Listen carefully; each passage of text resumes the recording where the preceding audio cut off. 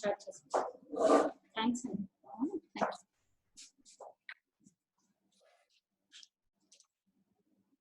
మామూలుగా మనం ఇచ్చేసుకుంటాం.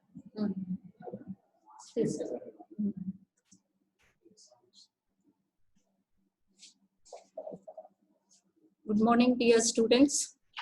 Last class we have discussed regarding the mechanisms, different mechanisms of temperature regulation.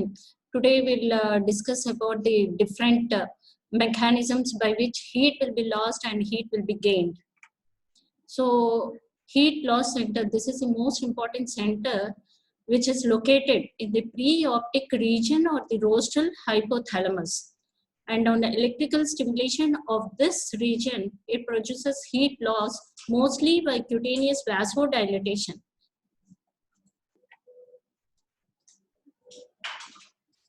Cutaneous vasodilatation is a major mechanism by which heat is lost, and the other mechanisms by which heat is lost are the sweating, decreases heat production by inhibiting shivering, and lesions of this heat loss center, it leads to hyperthermia.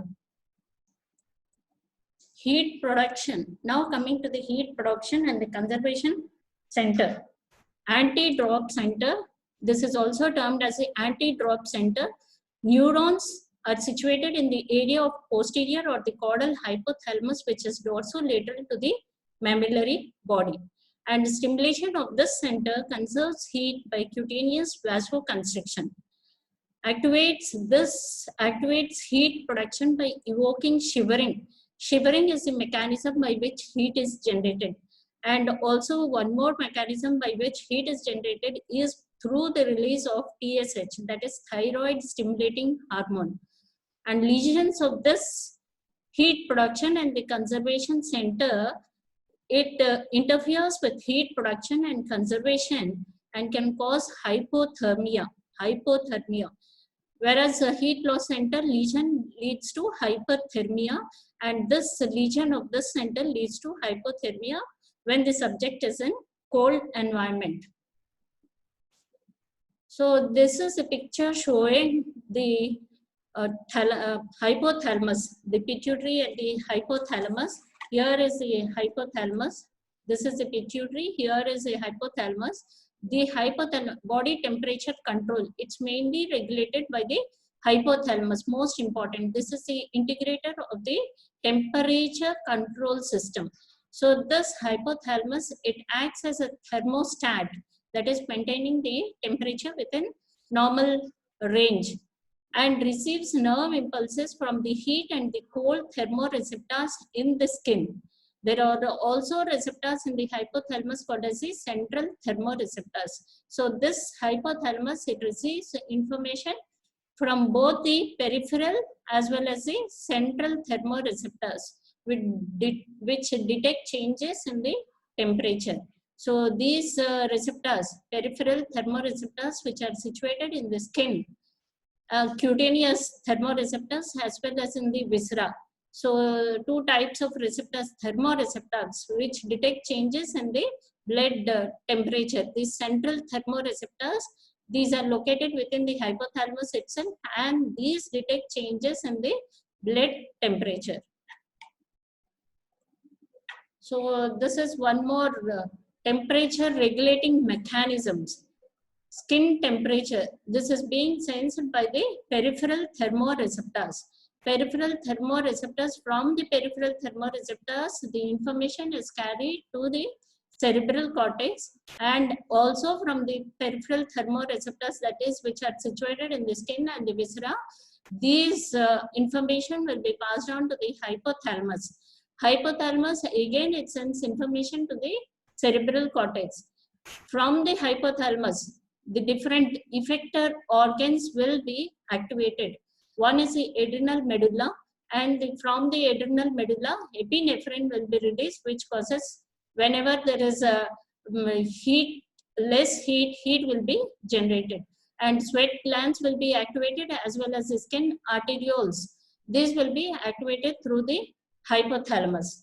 And the other mechanism from the cerebral cortex, this information is carried to the skeletal muscles through the voluntary motor responses. And the skeletal muscles, there occurs increased activity or decreased activity of the skeletal muscles, which results in shivering. Whenever the body temperature is low, heat has to be generated, so there occurs shivering. So these are this is through the cerebral cortex, that is through the voluntary motor responses. And the core temperature, what is the core temperature? That is the intra-abdominal, intracranial structures. From these structures, these will be sensed by the central thermoreceptors, and that information is again passed on to the hypothalamus. Hypothalamus, again, the effector organs will be activated, and this is again through the hypothalamus, involuntary motor responses via the motor nerves, again the skeletal muscles. These are the effector organs which will be activated. So this is the most important picture demonstrating all these structures. In this picture you can see peripheral thermoreceptors, that is central thermoreceptors, which pass on information to the hypothalamus. This is the integrator center. Hypothalamus is the major integrator center, where whenever it can sense, whenever the body becomes hot or cold.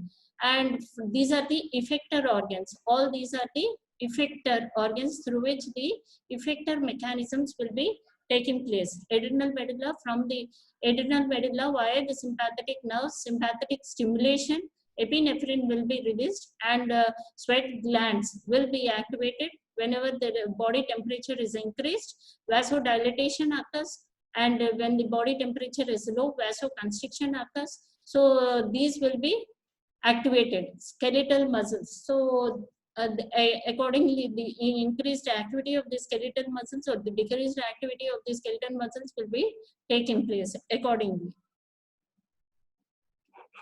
So what are these thermoregulatory effector mechanisms?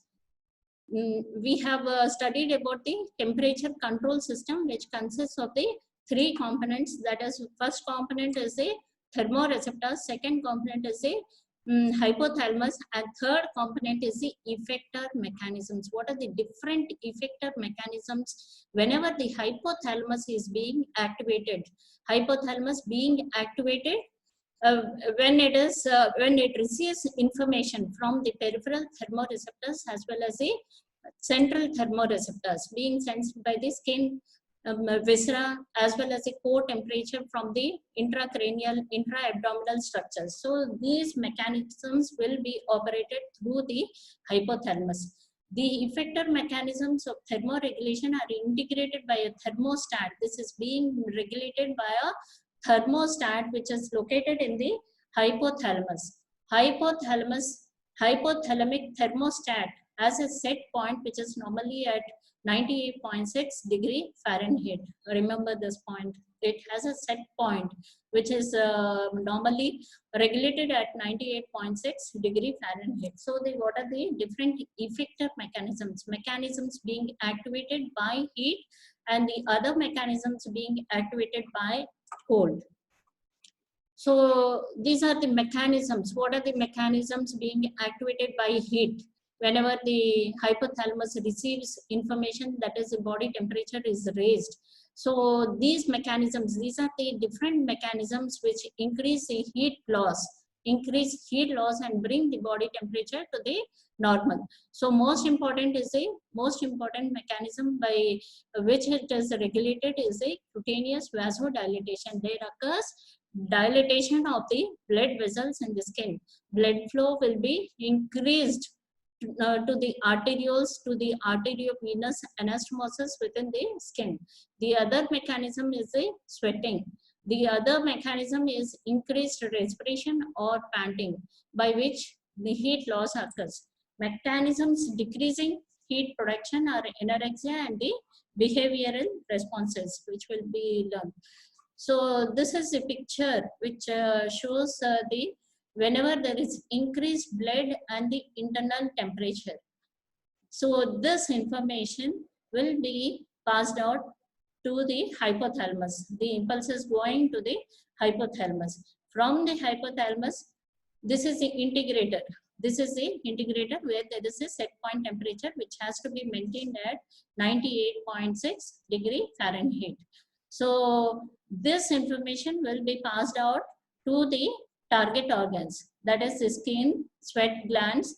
These sweat glands become more active, increasing evaporative heat loss, as well as the skin. Here in this, vasodilatation occurs in the skin blood vessels, so more heat is lost across the skin. And now the body temperature comes to the normal. But so these are the effector mechanisms. Most important is the vasodilatation, cutaneous vasodilatation, and second one is the sweating. These are the mechanisms by which heat is lost from the body and the temperature will be brought to the normal. Body temperature decreases. So now coming to the mechanisms activated by cold, mechanisms conserving heat. The reverse of mechanisms which have been activated by heat, the reverse mechanism, the converse is the cutaneous vasoconstriction. Here the vessels will be constricted so that blood flow will be reduced to about 20 to 30% of the cardiac output, reduce blood flow to the cutaneous blood vessels. And the other mechanism is the piloerection. Piloerection, what happens in this mechanism, the hair stands out and a layer of air will be entrapped within the hair follicles. So that acts as an insulator and it prevents the heat loss. That is the action of this piloerection. Behavioral mechanisms increasing heat production. Behavioral mechanisms, what are the different behaviors with the subject, whichever the occurs at the subject curls up. So that by decreasing the body surface area, the amount of the heat loss will be reduced. The other behavioral responses are like preferring for the woolen clothes. That is the behavioral responses which comes in this heading. Mechanisms increasing heat production. Increasing shivering.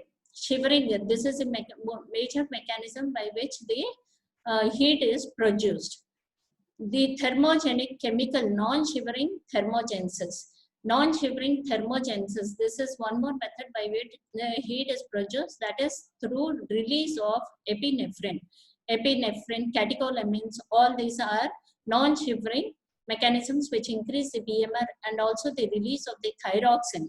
Thyroxine through TSH, that is a thyroid stimulating hormone, non-shivering thermogenesis. This is termed as a shivering thermogenesis, in which heat is produced. Okay, again in this behavioral responses, the behavioral responses in this similarly, which are curling above the body, which leads to increased heat production. So this is a picture showing whenever there is a decrease in the blood or the skin temperature, the temperature has been decreased, and these impulses will be passed on to the hypothalamus, which is the integrator.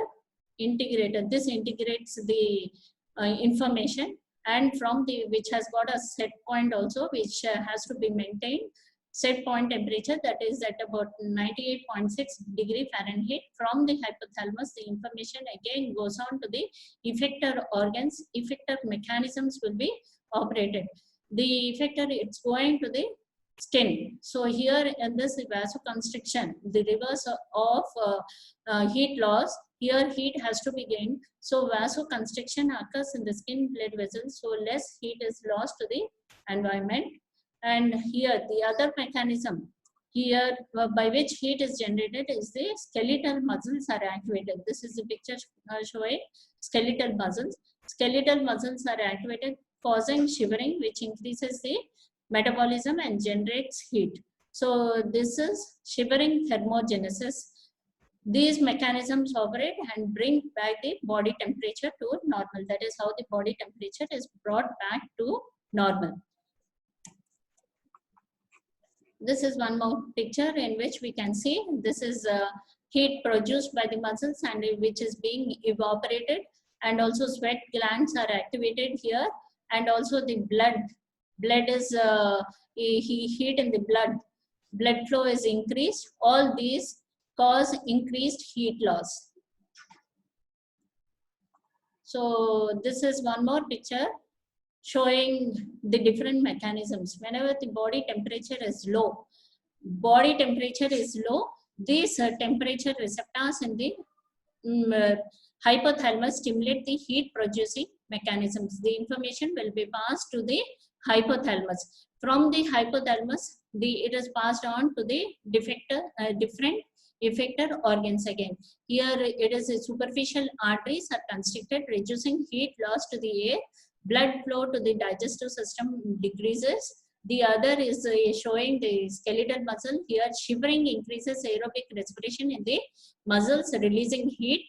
And the third one is a thyroid stimulates cells to increase metabolic heat production. So thyroid hormone T3, T4 will be released and that generates heat.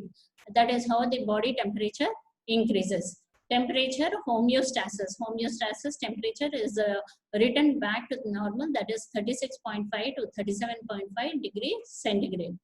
And whenever the body temperature, this is a one showing whenever the body temperature is high, this leads to results in temperature receptors initiate the heat releasing mechanisms. Again showing the superficial arteries are dilated in this picture, causing flushing. And here again you see thyroid stimulates cells to decrease the metabolic heat. So whenever the temperature is low, more of thyroid hormones will be released, TSH will be released. Whenever the body temperature is high, less thyroid production, decreasing the heat. So this is a slide showing mechanisms increasing heat loss. Most important as we tell, this is the cutaneous vasodilatation. Cutaneous blood flow increases from 4 to 5 ml per 100 grams of skin weight per minute to as high as 150 ml per 100 grams of skin weight per minute. What are these mechanisms? The different mechanisms operating in this cutaneous vasodilatation, that is a local effect, spinal reflex, and the third one is through the hypothalamus. Local effect, kinins released from the sweat glands, they cause vasodilatation. Spinal reflex, this is being evoked by the peripheral thermoreceptors. Here this is the hypothalamus control. It causes inhibition of the sympathetic discharge to the cutaneous vessels. So this causes inhibition. So three mechanisms are being operated, that is a local effect in which the kinins are released from the sweat glands and which cause vasodilatation. The second is through the spinal reflex, which is being evoked by the peripheral thermoreceptors. And third one is the hypothalamus control, inhibition of sympathetic discharge to the cutaneous vessels occurs. The other mechanisms are the sweating. Most important sweat glands which operate in this mechanism are termed as the eccrine sweat glands, which play a major role in thermoregulation. So mechanism of heat induced sweating, wherever it's increased to 33 degrees centigrade, local response, spinal reflex, and the hypothalamus control. These are the mechanisms which are being operated. Heat loss center will be activated and this leads to sympathetic discharge to the sweat glands and thereby sweating occurs. Acclimatization of sweating mechanism. So prolonged exposure to high environmental temperatures, what happens then? If the person is exposed to high environmental temperatures for a prolonged time, then acclimatization, this is a mechanism which plays a role. So what are the mechanisms? Most important is the sympathetic stimulation. The other is the aldosterone secretion. So coming to this, you remember this, these are the most important: sympathetic stimulation. Sweat secretion quickly passes through the ducts and so the time available for sodium reabsorption is decreased. NaCl 15 to 30 grams per day. Prolonged exposure to high temperature acclimatization, gradual decrease in sodium chloride concentration in the sweat. This is the mechanism which is being operated in acclimatization. So gradual decrease in sodium chloride concentration in the sweat occurs. Thereby, more and more of sodium will not be lost, and that is how the mechanism, sweating mechanism, is being regulated. The other mechanism is by aldosterone. This aldosterone is secreted due to decrease in NaCl levels of the body fluids because of excessive sweating before acclimatization. What is the action of this aldosterone? Aldosterone, it causes increased absorption of sodium and chloride from the duct. That is how the acclimatization is being maintained. Two mechanisms are being operated. One is the sympathetic stimulation, and here in which a gradual decrease in sodium chloride concentration in the sweat occurs, and the other mechanism is by aldosterone secretion, which causes an increased reabsorption of sodium and chloride from the duct. The other mechanism is by panting. Panting is nothing but here increased water vaporization occurs in the mouth and the respiratory passages, which leads to increased heat loss. So remember, acclimatization. In this, whenever this person is exposed, prolonged exposure to high environmental temperatures, these are the mechanisms which are being operated. Sympathetic stimulation and aldosterone secretion and panting. So now coming to mechanisms decreasing heat production. Anorexia and lethargy. Anorexia, this leads to decreased food intake. Decreased food intake leads to decrease in specific dynamic action of the food.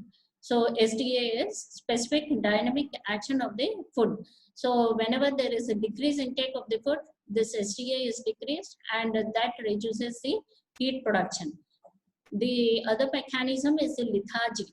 This decreases the muscular activity. And behavioral responses. What are the behavior? Whatever the person adopts to reduce the heat. He takes shelter in the shade, and he prefers cold foods and the drinks. Okay, that is these are the mechanisms which reduce the heat production. So one is decrease. Remember this SDA. That is specific dynamic action of the food. Whenever food intake is more, this will be increased, and more heat will be generated. If you want to lose heat, so SDA has to be decreased. So decrease in SDA, that leads to decreased heat production. The other one is a lethargy. This decreases muscular activity. The other decreasing behavioral responses, whatever the person adopts to reduce the heat production. These are the different behaviors, whatever the person is adopting. These are the shelter. He prefers shelter in the shade and prefers cold foods and the drinks. So mechanisms activated. What are the different mechanisms? Already we have dealt all this. Cutaneous vasoconstriction. This occurs mostly by the direct local effect of the cold and local spinal reflex through the peripheral thermoreceptors and hypothalamus controlled cutaneous vasoconstriction and piloerection. As we have already dealt, this acts as this air gets entrapped within the hair follicles, which acts as an insulator, thereby preventing the heat loss. And so this is one of the mechanisms whenever there is a cold. So mechanism activated by cold. So mechanisms, what are the other mechanisms increasing heat production? As we know, there are two mechanisms. One is a shivering thermogenesis. The other one is a non-shivering thermogenesis. This is a non-shivering thermogenesis. Shivering thermogenesis means here the skeletal muscles will be activated, and here there will be shivering and heat is generated. This is evoked in response to impulses from the heat production and the conservation center located in the posterior or the caudal hypothalamus. Heat production and the conservation center. So the other mechanism is a chemical, that is a non-shivering thermogenesis. It occurs by two methods, that is a increased sympathetic stimulation, which leads to increased secretion of catecholamines such as epinephrine and the norepinephrine, and these increase the increase in basal metabolic rate. That is how the heat is generated, heat is produced. So control of heat production response to exposure to cold. This is a picture showing shivering thermogenesis, and this is non-shivering thermogenesis. So here in this shivering thermogenesis, this contains rhythmical oscillatory muscle contractions. No external work is involved. All the energy liberated by the metabolic machinery appears as internal heat. Non-shivering thermogenesis. This is a mechanism being operated. Here you see this thyroxine. This is a mechanism by which heat is generated. Non-shivering thermogenesis. Increase in metabolic rate, heat production not due to muscular activity. This is due to mainly non-shivering thermogenesis is due to increased epinephrine sympathetic activity to the adipose tissue and contribution of the thyroid hormones. So major mechanism by which non-shivering thermogenesis is being operated is through the release of catecholamines and through the thyroid hormone. So remember these 2 points, that is the shivering thermogenesis and you have got two mechanisms, that is the shivering thermogenesis, and the other mechanism is a non-shivering thermogenesis, in which we have the increased release of the catecholamines, and the other mechanism is the thyroid hormone. So the other is the role of brown fat. This brown fat is a mechanism by which heat is increased, and this amount of the brown fat, it is very less in adults. So the heat generation will be less in adults, whereas brown fat, it is more in infants. It is located in the interscapular region, near the neck, behind the sternum, and around the kidneys. So this brown fat, it causes uncoupled oxidation occurs, and more of heat will be generated. So in infants, this plays a major role in heat production. This contains large numbers of special mitochondria where the uncoupled oxidation occurs. So brown fat is the one. In adults, this role is very less, whereas in infants, the role of the brown fat is more, which can increase heat generation to up to 100%. The brown fat location is in the interscapular region, around the kidneys, and behind the sternum. So this is infants can regulate better heat. They can generate more heat compared to adults. The other mechanism is through increased secretion of thyroxine. As we have already told, from the hypothalamus, TRH, that is the thyroid releasing hormone, is being released, and this causes stimulation of the TSH, that is the thyroid stimulating hormone. This causes the release of thyroxine, and this increases the basal metabolic rate. BMR will be increased. And behavioral responses. What are the different behavioral responses whenever a person is exposed to cold? Hyperphagia. Hyperphagia means increased intake of the food, and this in turn leads to increase in SDA, that is specific dynamic action of the food. The other behavioral response is by hyperactivity, that is the rubbing of the palms also leads to heat generation. So these are the different mechanisms by which heat is being generated. So one is the shivering thermogenesis, the other one is the non-shivering thermogenesis. Role of the brown fat, in which where the uncoupled oxidation occurs. The other mechanism is through thyroxine. The other are the behavioral responses, that is one is the hyperphagia leading to increased SDA, that is the specific dynamic action of the food, and the other one is the hyperactivity, that is rubbing of palms. So this is a flowchart which shows whenever the body temperature falls and whenever the body temperature rises. So what is happening? Flowchart showing here, body temperature falls, blood vessels constrict. So body temperature has to regain to the normal body temperature has to be regained. Here this occurs through blood vessels constrict, so that heat is conserved. Sweat glands do not secrete fluid. Shivering, involuntary contraction of the muscles generates heat which warms the body, and that is how heat is retained, and that brings back the body temperature to normal. Whenever the body temperature rises, what are the mechanisms? Here the blood vessels dilate, resulting in heat loss to the environment.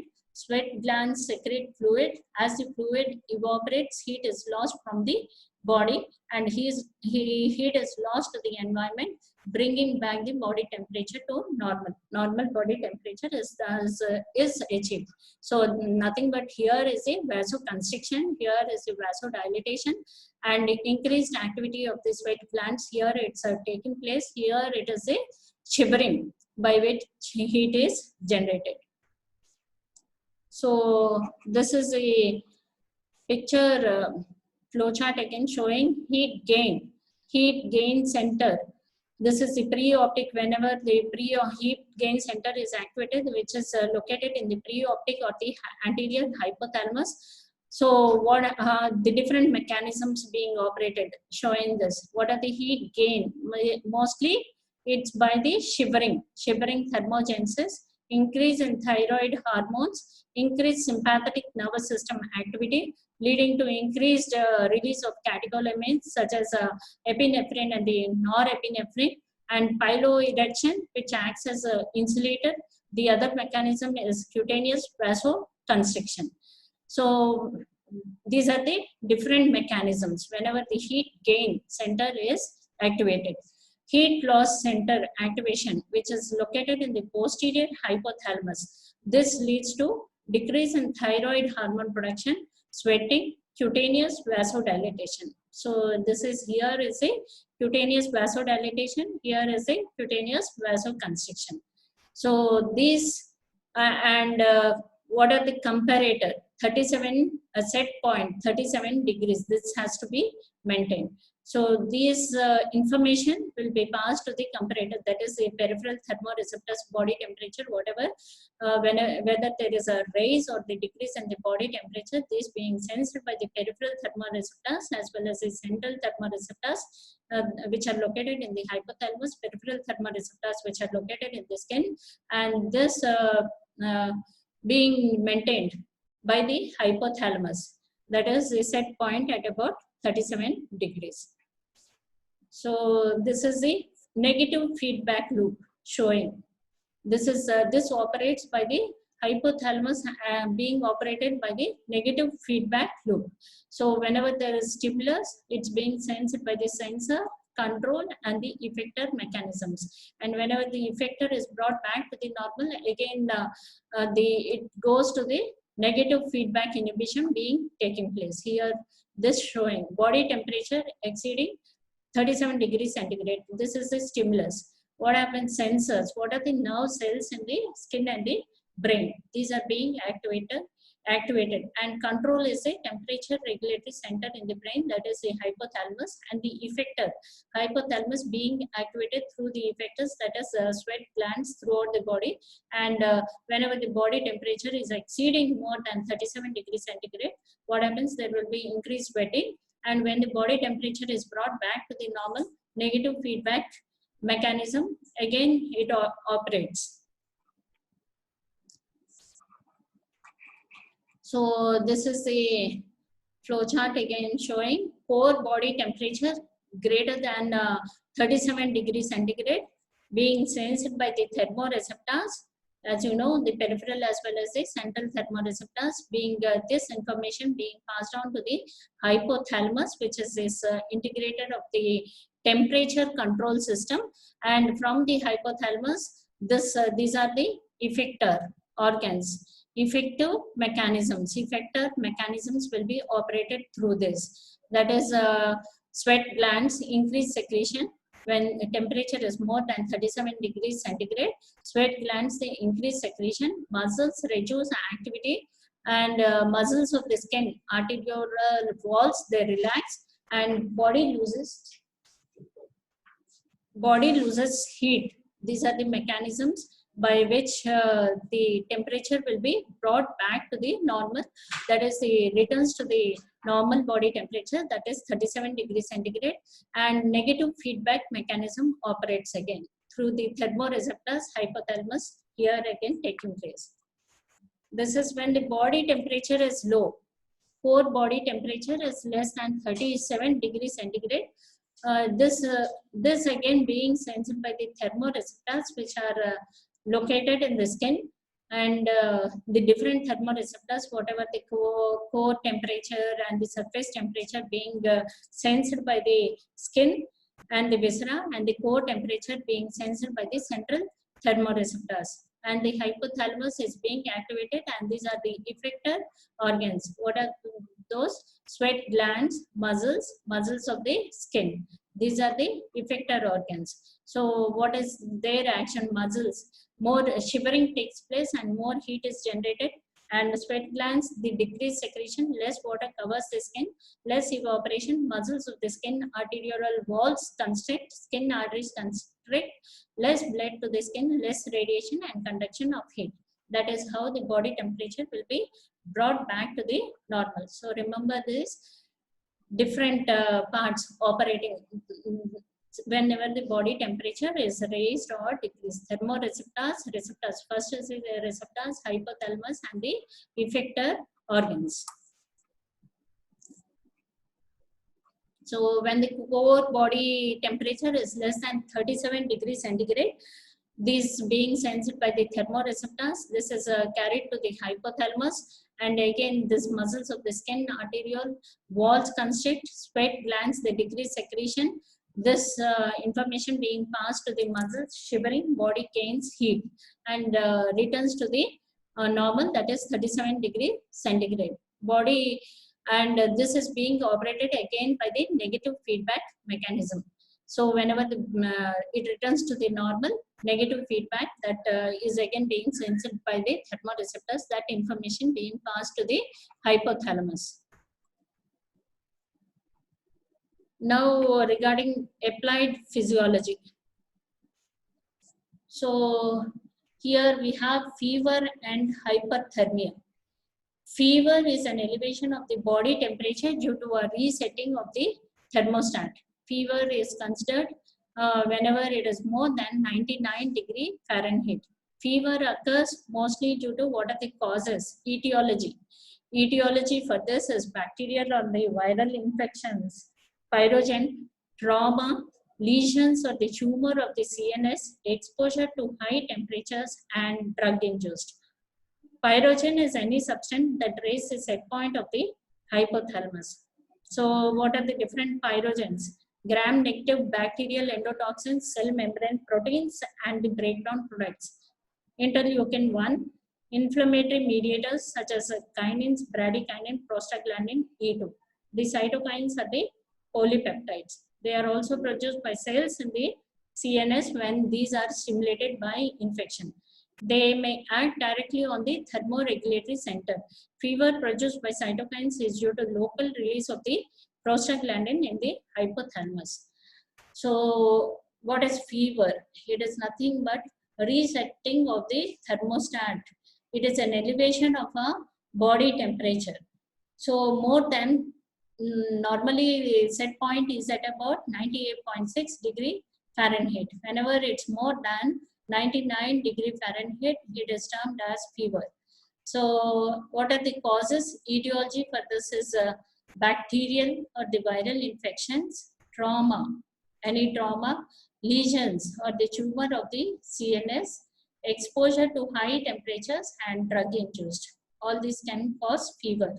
So different pyrogens which are being released here are the interleukins 1, kinins, bradykinin, prostaglandin E2 in cases of inflammation, cytokines. These act as a polypeptides and these are stimulated by infection. Characteristics of febrile condition. There will be increased heat production by shivering, rigor and increased metabolism, diminished heat loss by vasoconstriction, skin is warm and flushed, subsides by sweating. Antibodies production are high in fever. Many microorganisms are destroyed by fever. Hyperthermia slows the growth. That is how these are the characteristic features. So this is infection. Whenever infection, inflammation, pyrogen. This cause the activation of the liver, Kupffer cells, macrophages, monocytes, and these different interleukin 1, interleukin 6 will be released, and these activates the preoptic area of the hypothalamus, and this increases the temperature set point. Skeletal muscles shivering, curling up occurs, increased heat production. This also causes skin arterioles, increased vasoconstriction, and this vasoconstriction leads to decrease in heat loss, heat production greater than the heat loss, heat retention, and it is how the body temperature is raised in cases of different infections, inflammations, or the pyrogens. And from multiple organs, macrophages also participate, releasing interleukin 1 and the interleukin 6. So interleukins, these are the major, these are playing a major role in causing this skeletal muscle shivering, heat production, in generating more heat, and also decreasing the heat loss, that is vasoconstriction. So treatment for this fever is tepid sponging, antipyretic agents such as aspirin, paracetamol. Aspirin acts by blocking the prostaglandin E2. Treatment of specific causes like antibiotics, etc. have to be given. In cases of infections or inflammation, accordingly, antibiotics have to be prescribed. This cold sponging has to be done. Cold sponging is a most important treatment for fever. Then coming to heat stroke. Heat stroke, this is a serious condition. It occurs when exposed to high environmental temperature. Overheating of the body. This is, in this condition, there will be overheating of the body, impaired sweating, hyperpyrexia. In this, the temperature is raised. Temperature is 41 degrees centigrade or 106 degree Fahrenheit. Note down hyperpyrexia. This is the term coined hyperpyrexia whenever the temperature is more than 105 degree Fahrenheit, where the temperature reaches 106 degree Fahrenheit or 41 degree centigrade. Symptoms of heat stroke are headache, restlessness, mental confusion or delirium, convulsions, CV collapse, that is cardiovascular collapse, and coma. Death results if untreated. Temperature to be brought down to 102 degree Fahrenheit with ice packs, as well as giving antipyretics. So temperature has to be brought down. And also this sponging, most important, the sponging, tepid sponging with ice packs is the most important treatment of this heat stroke. The temperature has to be brought down immediately to 102 degree Fahrenheit. With the ice packs, you can bring the temperature. If you do it sponging, the temperature can be brought down by 1 degree centigrade or 1.8 degree Fahrenheit. Like that, if you do the sponging continuously for 1 hour, so the temperature has to be brought down, as this is a serious condition, very serious heat stroke. It's a very serious condition. The patient may land in death if it's untreated. You can lose the patient. So this is serious. Why? Because the temperature rises to about 106 degree Fahrenheit. And here the symptoms, all these symptoms you can see: mental confusion, the patient will be delirious, there can be convulsions as well as collapse, coma, headache, and restlessness. Hypothermia. What is hypothermia? Here the body temperature is reduced. Hyperthermia is increase in body temperature, and here hypothermia, reduction in temperature to less than 35 degrees centigrade. The body temperature has fallen below 28 degrees centigrade or 85 degree Fahrenheit. The ability of the hypothalamus to regulate temperature is lost. At 27 degrees centigrade, the metabolism is greatly reduced. Person exposed to ice water for 20 to 30 minutes ordinarily dies because of heart fibrillation. Because of heart fibrillation. So symptoms in this are heart rate, blood pressure, and the respiratory rate are the decreased. Unconscious state causes exposure to low temperatures. Cardiac surgery has to be done when heart has been stopped. So this is hypothermia, and this is frostbite. This is a condition of frostbite. When the body is exposed to extremely low temperatures, surface areas can freeze. The freezing is called as frostbite, especially seen in the lobes of the ears, tip of the nose, and in the digits of the hand and the feet. It's mainly mountaineering hazard. So this is a condition of frostbite which is seen in the digits of the hands and the feet. So with this we have finished the temperature regulation. Students, now once again just a revision of whatever we have dealt previously. So what are the major mechanisms? So major mechanisms, remember, temperature control, temperature regulation. Control, most important components are the thermoreceptors, in which we have the peripheral as well as the central thermoreceptors. The second one is the hypothalamus, which acts as a thermostat and the integrator of the temperature control system. And third is the thermoregulatory effector mechanisms being operated by the sweat glands, being operated by the skin. All these effector mechanisms come into play. So the other hormonal control is by the adrenal medulla and also by the thyroid hormones. And the third one is the behavioral and the voluntary control. These are the different components. Now thermoreceptors, as you all know, there are two types of the thermoreceptors: peripheral thermoreceptors, in which we have the cutaneous thermoreceptors, and the deep receptors, that is in the viscera, and the central thermoreceptors mainly being present in the hypothalamus. Central thermoreceptors here in the hypothalamus. Then heat loss center, which is present in the pre-optic region or the rostral hypothalamus.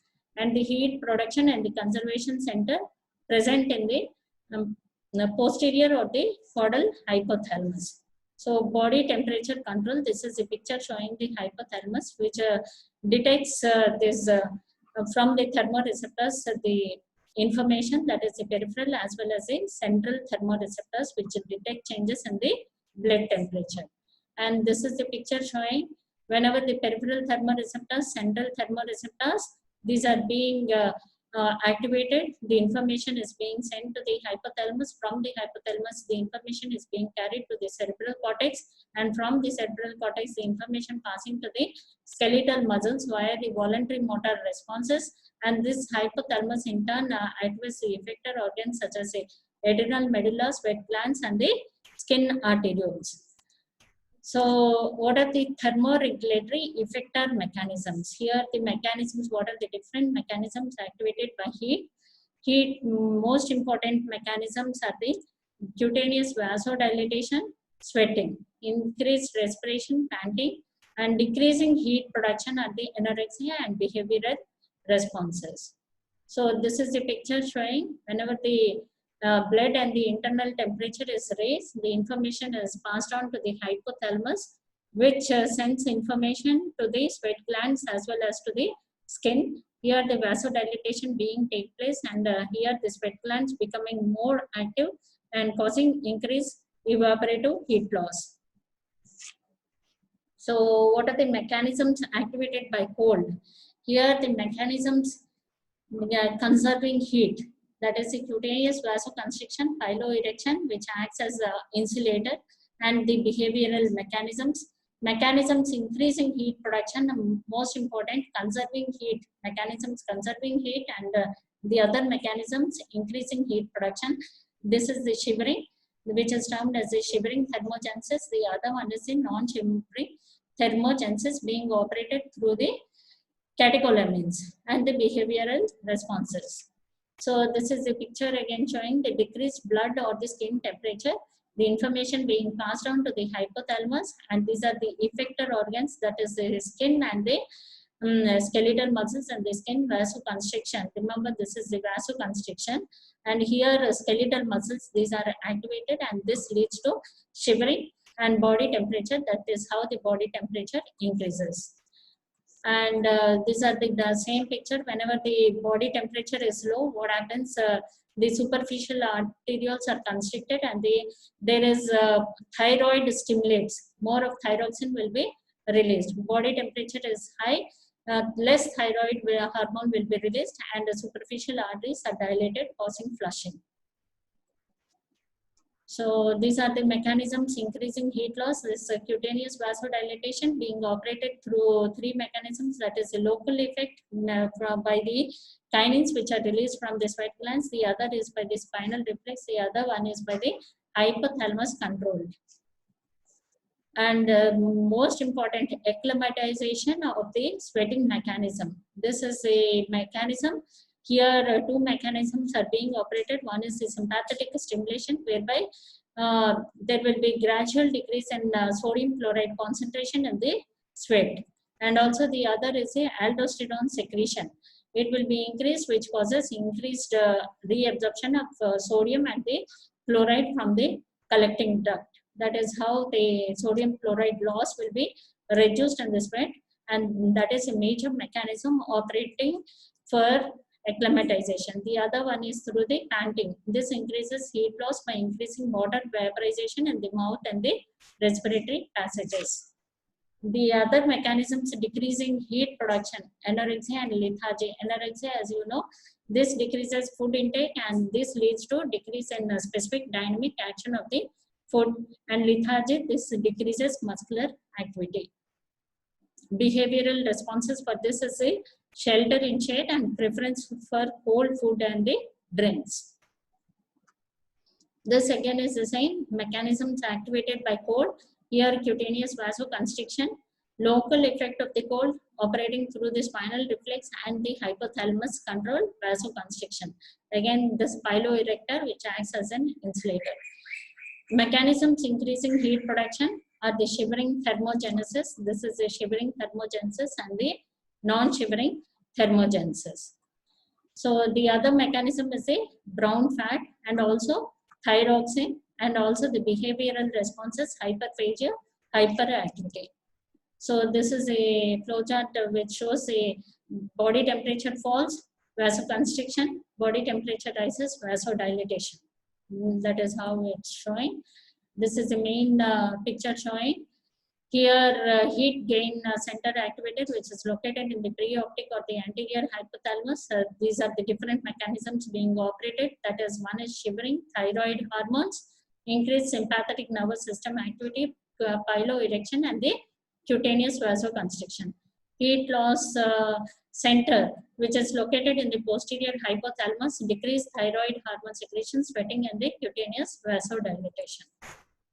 So these again are the same things. Thermoreceptors, that is whenever the core body temperature is greater than 37 degrees centigrade, being sensed by the thermoreceptors, and that information is being passed to the hypothalamus, and this information is being passed to the effector organs such as the sweat glands, muscles, and the muscles of the skin arterial skin. So whenever the body temperature is low, again the core body temperature is less than 37 degrees centigrade, the information being passed to the thermoreceptors, from the thermoreceptors to the hypothalamus, and from the hypothalamus to the effector organs such as the muscles, sweat glands, and the muscles of the skin. Now coming to applied physiology, here in this we have fever and hyperthermia. Fever is nothing but whenever the body temperature is raised more than 99 degree Fahrenheit. What are the etiology for this is the infections, inflammations, trauma, lesions, any tumors of the CNS. All these can cause a raise in body temperature. So what are the pyrogens which are being released are the interleukin 1, kinins, bradykinin, and the prostaglandin E2. Cytokines are the polypeptides. So, and the characteristics of this febrile condition are increased heat production by shivering and increased metabolism, and diminished heat loss by vasoconstriction. Skin is warm and flushed. So these are the different interleukins. Interleukin 1, 6, being released from the macrophages, monocytes from the liver, and from the multiple organs, the macrophages, interleukin 1 and the 6, and the preoptic area of the hypothalamus will be stimulated, and thereby increased heat production as well as decrease in heat loss will be taking place. That is how the body temperature is raised. Treatment for this fever is tepid sponging, most important treatment. Antipyretics such as aspirin, paracetamol. Aspirin blocks the prostaglandin E2. And also antibiotics in cases of infections, inflammations. Heat stroke, as I told you, this is a very serious condition. It occurs whenever the person is exposed to high environmental temperature. Here in this, impaired sweating is the most important feature which occurs here. Impaired, sweating is impaired. And sweat glands, they fail to function. It is termed as heat stroke whenever the temperature is more than 41 degrees centigrade or 106 degree Fahrenheit. Mostly, the treatment for this mostly is sponging with ice packs, and the temperature has to be brought down to 1 or 2 degree Fahrenheit. Otherwise, the patient may land in death. Hypothermia is reduction in temperature to less than 35 degrees centigrade. The body temperature has fallen below 28 degrees centigrade or 85 degrees Fahrenheit. Here, the ability of the hypothalamus to regulate temperature is lost. And whenever the person is exposed to ice water for 20 to 30 minutes, ordinarily dies because of heart fibrillation. Symptoms are heart rate, blood pressure, respiratory rate are decreased, unconscious state, exposure to low temperatures. This results. And frostbite is a condition whenever the body is exposed to extremely low temperatures, surface areas, freezing can occur. The freezing state is termed as a frostbite. Especially it is seen in the lobes of the ears, tip of the nose, and in the gizzards of hand and feet. Okay. Thank you, students, for listening the class with lots of patience. And next class, see you again. Thank you. Thank you.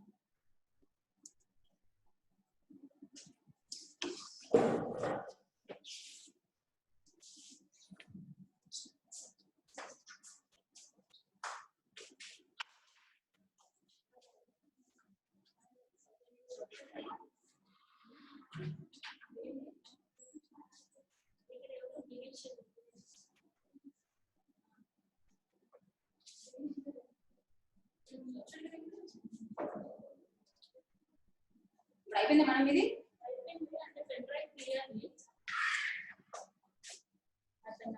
తీసేసుకోవచ్చా లేకపోతే తీస్తారా ఏంటి తీసేసుకోవచ్చు కానీ నాకు అంత idea లేదు ఒక biggest cup నేను